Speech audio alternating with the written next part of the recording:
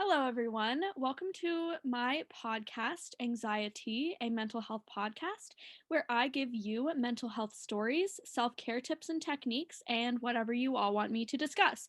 As a reminder and disclaimer that I am not a mental health professional, just a mental health advocate getting through life one day at a time. Here is also the warning that there may be sensitive topics discussed within this podcast, so feel free to leave if this does not sound like the podcast for you. So, without further ado, welcome to episode 7. Let's grab our tea, take a sip in of some self love, and exhale the stresses of life. Today, I have water instead of tea because I did not want to make tea. So, I wanted to just have some lovely ice water. But today, I am interviewing my friend Mattea, and she is going to talk about her story today. So, hello, Mattea. You can say Hi.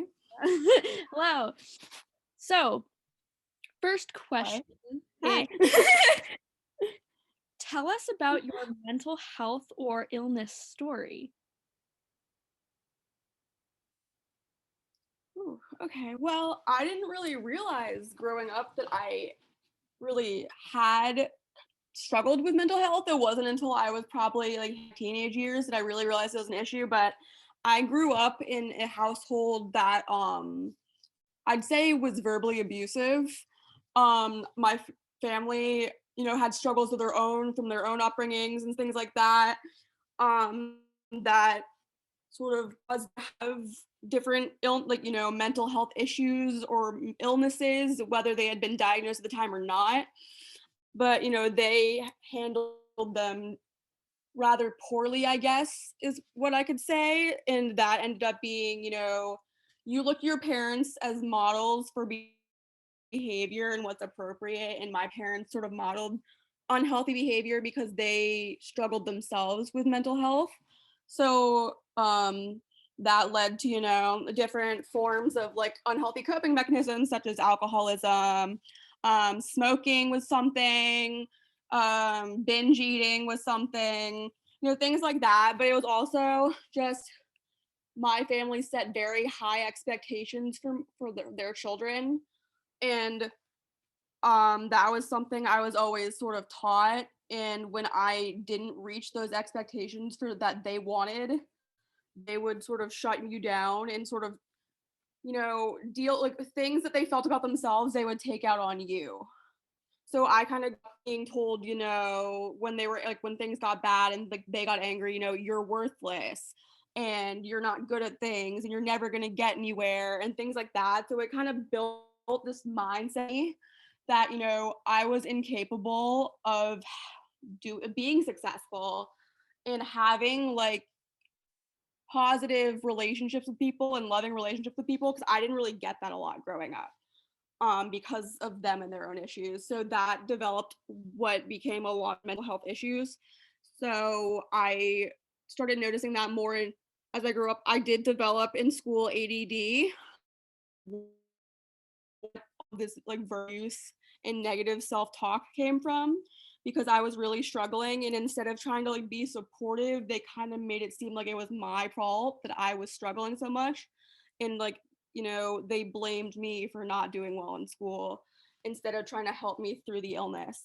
So that was something that led to also having ADD led me to having anxiety and depression and through middle school and into high school, and that worst high school, as I went to a performing arts school. So it was very rigorous. There was a lot of like competition, a lot of performances, and they sort of expected a lot of professionalism from you. And that wasn't something I really wanted to do and was good at. And growing up, as I had been doubting myself so much, this sort of just made it eating in this environment. So I started to develop a really bad anxiety disorder and depression, and what we thought was bipolar disorder, because I do have family members who have different varieties of that disorder, whether it being like hypomania and stuff like that. So yeah, um, I struggled with that a lot in high school. That's probably when it was the worst for me. And coming into college, I think, being on my own and sort of being able to experience things myself and getting help and support throughout that time has probably been the most like helpful and vital factor of me, getting through the worst of the mental health. So that's definitely, I'd say, you know, how it is. Going to the next question, it definitely, this is how it shaped me into who I am, I feel like. So, Cool. So, how has your story shaped you into who you are today? You kind of answered that. Is there anything else you wanted to add to that? well, I mean, yeah, like I feel like I've like the things that I've been through, it has been a horrible, I mean, I guess things have been a horrible experience. Like no one should have to like, struggle with mental health. But of course, this is what it is. This is how life is. But like I feel like had I had not had the childhood and upbringing I had and like been through what I had been through, I don't think I would be the person I am today and be able to do what I have done and what I am doing today and what I enjoy. So I feel like, in a way, like, yeah, it sucks, but I feel like it's helped shape me as a person and it's made me more unique and interested in a more of an interesting person, to like get to know and talk about too. So, Yeah. So, what do you hope people gain from hearing your story? oh, wow. So what I hope people gain is that, this is a real thing. It's often glorified or like, romanticized. And like people sort of just say like, oh yeah, I feel anxious, but like they don't really know what it really is that people deal with, behind the scenes. So like people may not even know that I struggle with anxiety unless I say it. But like, it's just I want people to know that if you're going through similar circumstances, you are valid. And if you've had like a rough upbringing and are going through rough times and do have mental health issues, like we hear you, I hear you, others hear you, we're here for you, and we want you guys to sort of hear our stories and how we've sort of learned to like deal with things and the hardships we've gone through and sort of just know, what, like things get better and healing isn't linear. We still struggle even now, but I just want people to take away, and hear people's stories just to know, like we're here for you. Like we've been through it and it does like things do get better if you sort of take initiative and find ways to do so. Yeah, absolutely. And glamorizing mental illness is still Yeah. like a problem that occurs now. I mean, even since I was in middle school, that people have glamorized it, and it is not fun. That's a great way to like let people know that it's not something you want at all. But yes. No, it's not. What self-care routines do you add into your daily life? And wow, what self-care routines? Um, so I don't even know. Like I try to always make time for myself every day. Like I still am in school, so I do have homework to do. I try and stop homework at a particular time every night just because like, just for the sake of my mental health, like I don't want to be staying up all night doing it. I will stop my homework at like 6 or 7 p.m. and spend dinner, taking a shower, whatever I need to do to sort of decompress and prepare for the next day. Um, that is definitely something I do. I will take time sometimes and do like self care nights, give myself a bath, do a face mask, things like that. I'll take time and watch, maybe if I want to watch a movie or bake something, like I will try and set time aside to do that. Just doing things that make you happy and like maybe even being around people that make you happy, like make sure you set time aside. And even if you don't have time for that, like it shouldn't matter. You should remember your mental health comes first. So, put that homework away and go do something good for yourself because you will feel better. You may feel a little stressed thinking about like, oh my God, I shouldn't be doing this. I don't have time to be doing this. But like I feel like once you're in the moment and doing those self-care routines, they actually end up making you feel better and helping you in the long run. I'm glad you brought that up about having like making time for yourself because that's really, really important.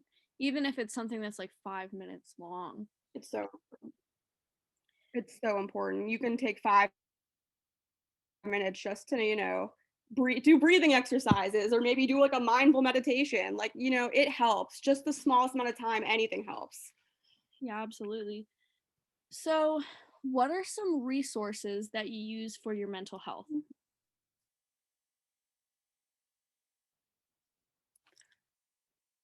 Okay, some resources that I use for my mental health. I mean, I've heard about so many different apps and websites. I've heard, different like meditation and mindfulness meditation websites, like, Calm and things like that. There's one I've used called Stop, Breathe, Think. There's just different like meditations that are like long, like different for different reasons you can use them, whether it's like, yoga or like decompressing or like helping you sleep. So that helps. I listen to those. There's like different timed ones. I've learned breathing exercises. That's something that's helped me a lot. Growing up in high school when things were really bad, I learned about this something called tapping. So you find your like trigger points on your body and you just tap them with like a couple fingers.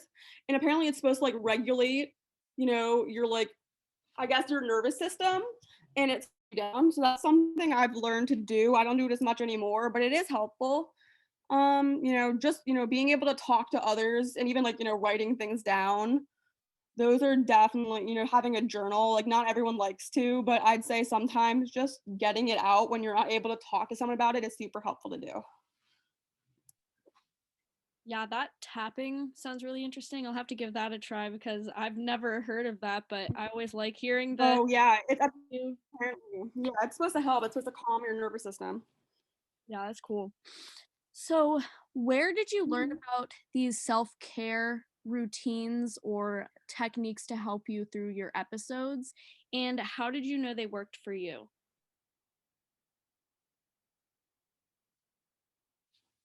Where did I learn them? Well, I've had I've had quite an amount of different therapists and specialists growing up. I've went to a lot of people who have taught me so many different things. I did have like a specialized anxiety specialist in high school, along with a therapist and a psychiatrist. So they've taught me different techniques. My therapist did teach me about the tapping. Uh, my anxiety specialist has taught me different things on how to approach situations and cope with things. And then, most recently I've had a therapist throughout the entirety of college who has taught me a lot. She's given me a lot of resources. um she's like shown me a lot of different methods and techniques that I've used.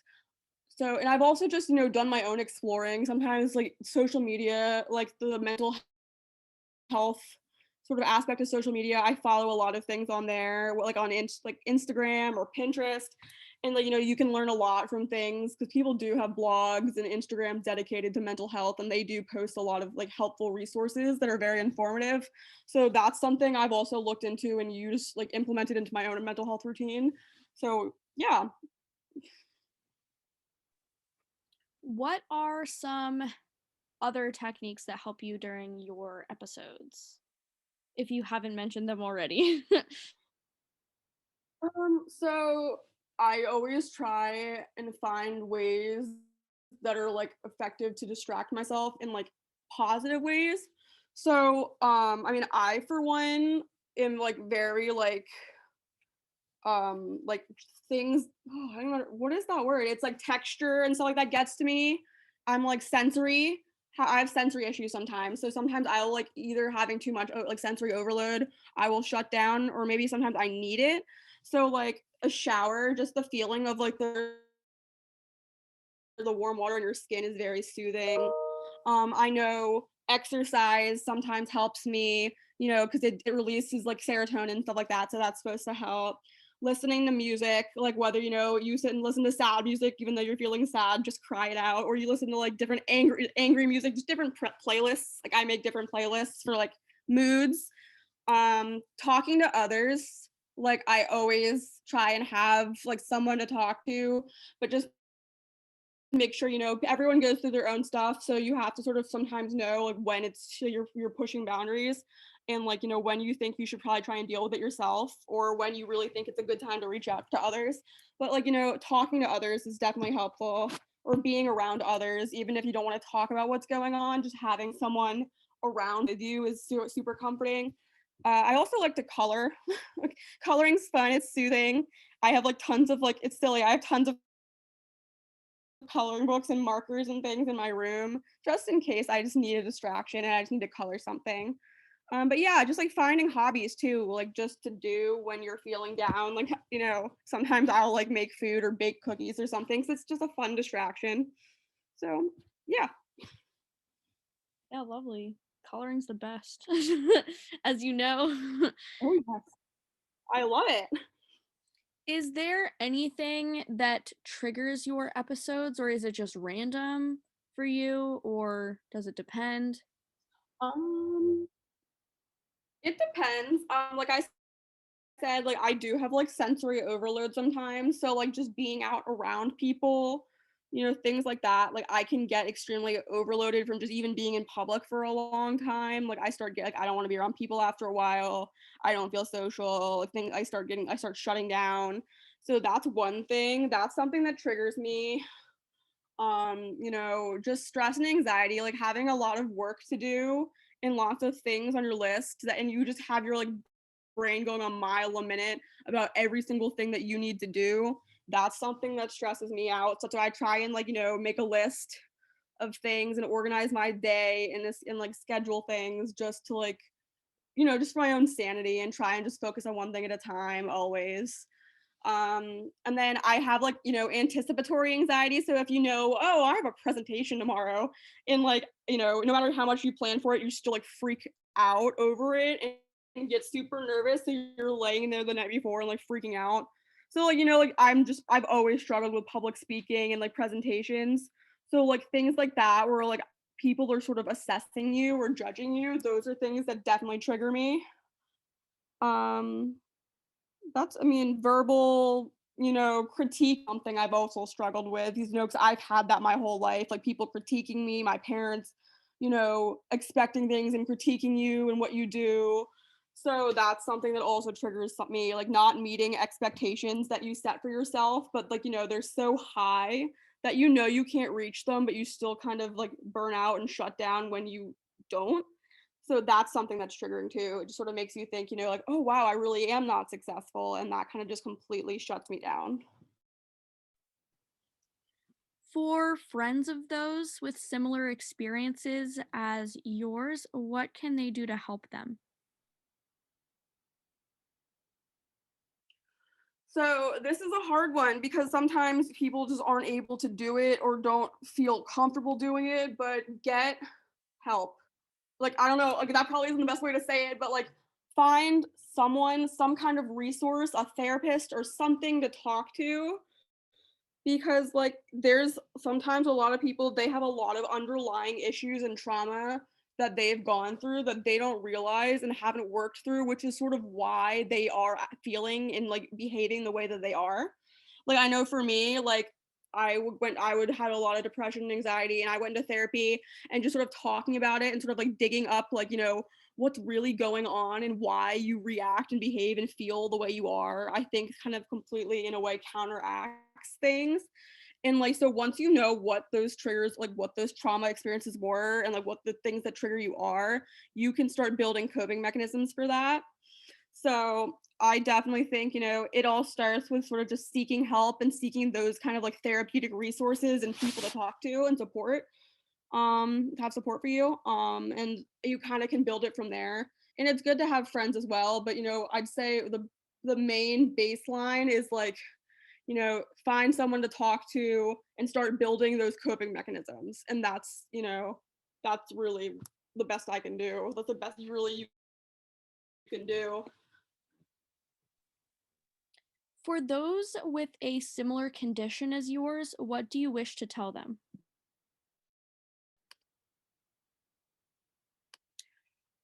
Keep fighting. There's so many times, through my childhood and adolescence where I was just like, I don't see a point anymore. Like there is, you keep pushing, despite whatever you're feeling, whatever's going on, you keep pushing. And trust me, like it gets better, but you are the one responsible for getting better and for those things to get better. So it all starts with your mindset and your like, determination and wanting to do better and feel better and get better. It all starts with you. So, you're going to have good and bad days, but like you need to try and be the one to push yourself even when there's days when you don't feel like getting up. You do it and you do it anyway, and you're going to look back and be like, wow, I'm so glad I got up that day and I'm so glad I did what I did. These past 4 years, I don't think I'd even still be alive, to be quite honest with you. So it really starts with your mindset and your attitude as well.